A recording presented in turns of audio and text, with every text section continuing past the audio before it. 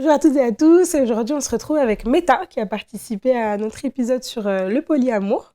Et dans cette interview one-to-one, on va en apprendre un petit peu plus sur toi.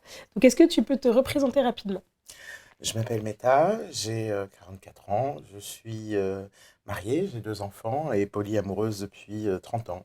Très bien, on va mettre les pieds dans le plat. Donc, justement, tu es mariée, tu as 2 enfants et tu es polyamoureuse. Comment on fait famille avec tout ça? Au départ, la famille que je voulais construire était une polyfamille, c'est-à-dire que je suis polyamoureuse et mon conjoint également. Et au départ de notre famille, on était trois, j'avais un autre conjoint. Et donc notre projet était d'élever à trois notre premier enfant qui est né en 2011. Et puis avec les années, disons que nos routes ont divergé de façon assez conflictuelle, donc avec mon autre conjoint. Et donc du coup, ça a posé des questions assez fondamentales finalement sur justement qu'est-ce que c'est que faire famille. Il y a différents enjeux. Dans la construction d'une famille, il y a évidemment un enjeu émotionnel, affectif, mais il y a aussi un enjeu logistique, il y a des responsabilités matérielles dans la construction d'une famille, et puis il y a des enjeux juridiques. Donc l'idée de faire famille à plusieurs adultes, sur le plan affectif, c'est une très belle idée et ça peut très bien marcher. Et effectivement, c'est une richesse immense pour les enfants. Sur le plan matériel, ça devient plus compliqué parce que effectivement les structures actuelles qui existent pour la construction, tout simplement, très très très basiquement, acheter une maison ou même louer un appartement, etc. Déjà, c'est pas évident à deux, c'est vraiment très compliqué à plus. Et puis, sur le plan juridique, il n'y a pas de lien juridique qui existe pour un tiers parent. Donc, là encore, hem, autant, déjà, éduquer un enfant à 2, ça veut dire concilier 2 vues, 2 conceptions différentes de la famille, mais, avoir une tierce personne, déjà dans le dialogue, de fond sur l'éducation, c'est pas forcément simple.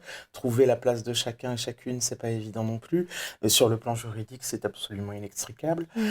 Mais en l'occurrence, étant donné que ça s'est terminé de façon très conflictuelle et avec une personne qui manifestement à l'époque n'était pas prête à être parent avec tout ce que ça implique en termes de responsabilité, parce que je pense que cette personne avait besoin de se centrer sur sa propre vie d'abord à Mhm. ce moment-là. Le fait que la structure juridique ne sécurise et ne protège pas un lien entre un tiers parent et l'enfant, en l'occurrence, ça nous a plutôt aidé parce que Oui. on a été seul maître de la décision pour le bien-être de l'enfant, enfin, nous, les parents juridiques, et qui sommes aussi les parents biologiques et les personnes en charge de son éducation. Donc, ce sont des questions qui sont extrêmement complexes. Mm. Faire famille quand on est poli, ça demande d'avoir une réflexion et une projection très documentée, avisée, très consciente de soi d'abord, de ce qu'on implique et de ce qu'on veut mettre dans ce projet de famille.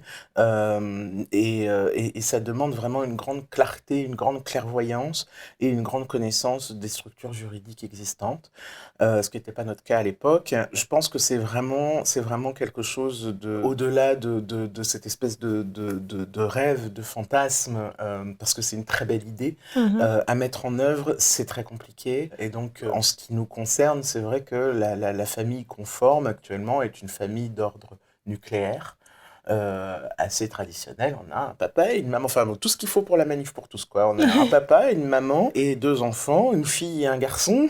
Parfait. Sur le Sur le papier, papier. voilà. Alors après ça n'empêche que on a, mon conjoint et moi, on a tous les deux des amours qui sont volontiers reçus à la maison, que nos enfants ont identifiés comme nos amoureux, amoureuses. Justement, j'allais t'en parler, c'était ma prochaine question. Comment tu... Alors, au niveau de tes enfants déjà, parce que ben, j'imagine bien qu'ils sont par rapport aux autres, ils sont dans un schéma inconventionnel, on va dire, vu que toi et ton mari, vous êtes tous les deux polyamoureux. Est-ce que vous avez des discussions très ouvertes et très claires avec vos enfants Absolument. sur le sujet, comment ils le perçoivent? Comment vous le vivez? Ben, étant donné qu'ils ont grandi dedans, pour eux, c'est la norme familiale. Ils ont évidemment, comme ils sont confrontés à la norme sociale, à l'école, etc., qui voient bien la façon dont le couple est construit et perçu à l'extérieur, ils ont bien compris que la façon dont on vivait, nous, n'était pas forcément très conventionnelle, mais comme dans pratiquement toutes les familles, il va y avoir des petites particularités qui vont juste être représentées comme telles. Je pense que mes enfants ont, comme souvent, choisi de pas forcément faire étalage auprès de leurs camarades du mode de vie de leurs parents et ils ont parfaitement raison de choisir pour eux-mêmes ce qu'ils ont envie ou non de, euh, de partager avec leurs congénères, avec leurs camarades. Mais en ce qui nous concerne, c'est parfaitement clair. Bon, la première fois que mon fils m'a vu embrasser mon amoureuse, il a bien vu que c'était pas un bisou amical. Et donc, du coup, il m'a posé des questions. Il devait avoir 2 ans ou 3 ans. Il m'a posé des questions, j'ai répondu. Et il m'a demandé un cookie, quoi. Enfin, je veux dire, il y a pas de sujet. C'est simplement la façon dont on vit. Dans notre vie quotidienne, ça a relativement peu d'impact parce que nos enfants ne relèvent même plus. La limite, c'est évidemment la sexualité, et de toute façon, c'est la même limite que pour les parents avec leurs enfants, c'est-à-dire que ce qui se passe dans une chambre ne les concerne pas. Avec du coup ton mari, parce que du coup, donc, bon, moi, je suis une femme hétéro cis avec mon hétéronormativité, voilà. Forcément, une des questions qui me vient tout de suite, c'est comment vous gérez le fait d'avoir tous les deux d'autres relations au sein de votre union. Le premier truc auquel on peut penser, c'est typiquement la jalousie, la possessivité, etc. Est-ce que c'est des questions qui existent quand même dans votre couple, même si vous êtes polyamoureux, ou c'est des questions qui d'emblée n'existent pas? Alors, pas d'emblée, mais enfin, c'est un couple qui existe depuis 15 ans, donc on a eu quand même notre lot voilà, on a toute une trajectoire, on a toute une histoire ensemble. Notre couple a été construit dès la première conversation sur un mode polyamoureux, c'est-à-dire multiple, on a tous les deux évoqué l'existence et la possibilité d'autres partenaires, et, euh, et que du coup, la jalousie était une émotion qu'il allait falloir gérer. Alors, la jalousie, ça relève d'une insécurité. Le problème, c'est que c'est une insécurité intérieure dans la société valide le fait qu'elle autorise à contrôler les émotions et les comportements du ou de la partenaire. Et pour moi, c'est là que c'est problématique. C'est-à-dire que c'est normal, c'est totalement normal de ressentir des insécurités, etc. Par contre, qu'au nom de cette insécurité, on dise je me sens comme ça et donc tu ne peux pas faire ça, moi, ça me pose un problème. Comment ça se gère au quotidien si mon partenaire à un moment donné, un comportement qui va me blesser, on va discuter, me blesser ou me mettre mal à l'aise, par exemple, hein, on va en discuter et essayer de voir comment est-ce que dans ce rapport à moi, on peut mettre une zone tampon, quelque chose qui amortisse, disons, le choc. Je vais juste brièvement vous donner un exemple très, très, très concret. À l'époque où on habitait New York, on avait un duplex et une amoureuse de mon mari était venue nous rendre visite. Elle avait passé une petite semaine à la maison. Et la première nuit qu'elle passe à la maison, moi je dormais dans la chambre. Notre bébé avait 7 ou 8 mois à l'époque, il était encore allaité. Enfin, donc notre deuxième fils, enfin notre deuxième enfant. Et donc mon conjoint était à l'étage avec son amoureuse. Et à un moment donné, le bébé se réveille. Donc moi je me lève, donc c'est la chambre à côté, je me lève, je vais prendre le bébé, je le mets au sein. Et je vois mon mari qui était quand même dans une forme de culpabilité, puisque lui il était en train de s'envoyer en l'air à l'étage au-dessus, descendre les escaliers et arriver, et il avait juste enfilé un t-shirt. Donc moi j'étais assise sur le lit avec le bébé, et je lui dis, mais non, en fait ça ne va pas être... Remonte, t'inquiète pas, je gère, tout va bien. Et donc il remonte, et donc le lendemain, on a pu discuter. Je lui ai dit, écoute, on va faire un truc. Ce qui se passe en haut, ça reste en haut. Et celui qui dort en bas gère les enfants. Et comme ça, il n'y aura pas de souci. Moi, j'ai pas du tout envie d'avoir. Donc, on n'est pas dans la jalousie. Et on n'est même pas dans une insécurité. On est juste dans un moment de malaise où d'un coup, j'étais vraiment exposée à sa sexualité avec quelqu'un d'autre. Mhm.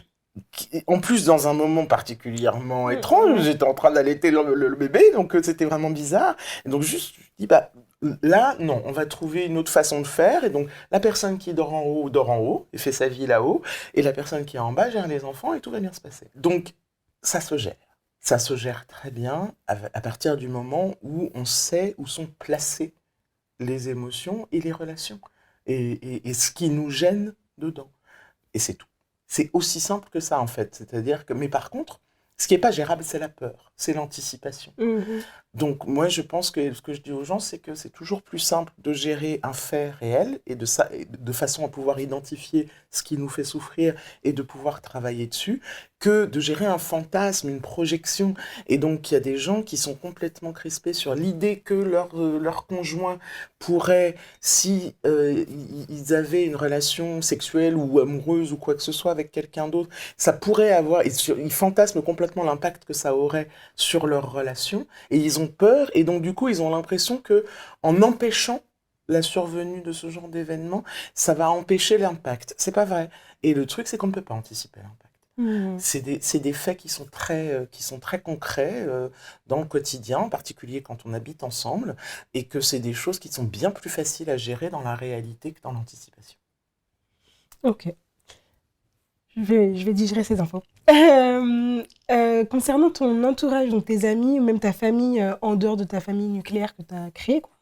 Je parle de tes parents, tes frères et sœurs, cousins, cousines, si tu en as. Comment tu, comment tu vis ton polyamour? Comment est-ce que c'est perçu? Est-ce que c'est un sujet aussi qui est très libre? Alors à l'air libre, en public, bah, en même temps, ça fait une quinzaine d'années que Ouais. j'interviens dans différents médias, donc du coup, ce serait quand même, enfin, c'est quand même difficile d'ignorer ça. Par ailleurs, c'est un sujet qui est très facile à aborder dans mes conversations, etc. Donc c'est un non-sujet. J'étais out au boulot quand j'étais salarié, mon conjoint aussi d'ailleurs, et c'était toujours le cas, auprès de nos familles, auprès de nos amis. Ça a pu euh, Auprès de certaines personnes, ça a pu être déclencher des interrogations, mais ça n'a jamais, enfin, jamais rien d'insurmontable en tout cas, quoi. Et Ok. c'est quelque chose de très simple, de très fluide, parce qu'on est tous les deux très à l'aise avec ça, et que du coup on en parle facilement, on explique facilement quand on nous pose des questions, quand on nous pose pas de questions, il n'y a pas de sujet. Ok. Et donc, mais finalement, ce que les gens, parce que moi ce que je me mets dans tes chaussures et je me dis, punaise, ce que j'anticiperais énormément, c'est la réaction mes amis, mes parents, etc. Est-ce que c'est quelque chose que tu as anticipé ou de toute façon, comme tu étais à l'aise, tu dis, bah peu importe? Bah, c'est pas quelque chose que j'ai appréhendé en tout cas. C'est quelque chose que j'ai même pas anticipé, non, parce que je voyais pas de problème moral du tout. C'est quelque chose ça ne m'a jamais, moi, posé de problème moral. Donc, je ne vois pas bien quel problème moral ça pouvait poser aux autres. Et de toute façon, c'est quelque chose c'est très réfléchi. C'est pas un mode de vie dans lequel on se lance un beau matin en se Mm. levant en disant, tiens, c'est quelque chose, au contraire, enfin, quand on décide de prendre un chemin comme celui-là, c'est quelque chose qu'on réfléchit énormément et sur le pourquoi du comment. Donc, c'est quelque chose qui n'est pas très compliqué à argumenter une fois qu'on a réfléchi réellement à ce qu'on voulait en faire soi-même.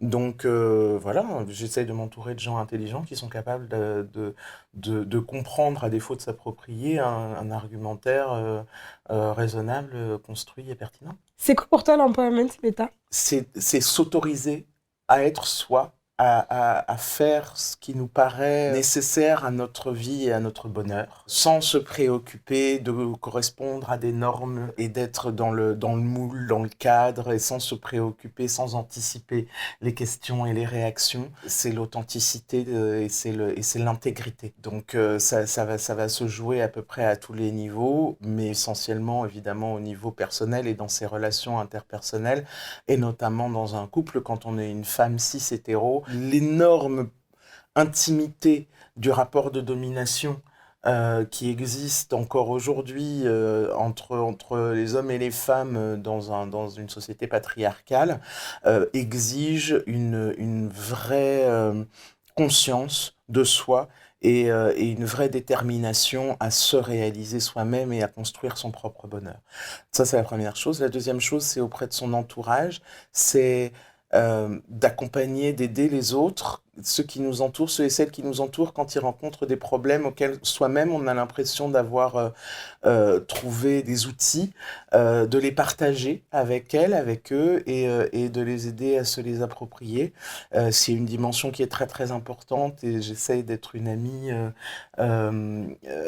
productive, efficace et positive dans la vie des gens qui m'entourent. Et enfin, au niveau politique, au niveau collectif, de parler, de proposer un discours et des idées qui sont inscrits dans un raisonnement qui est accessible à tout le monde. C'est pas du prosélytisme, encore une fois, j'essaye pas de convaincre les gens de faire comme moi, j'essaye d'expliquer aux gens comme ce que je fais, de façon à ce que les éléments du raisonnement leur permettent de penser leur propre vie de façon plus large. Génial. Pour finir, est-ce que tu aurais un dernier petit mot pour toutes les personnes qui nous écoutent et qui nous regardent? Un dernier petit mot, oui.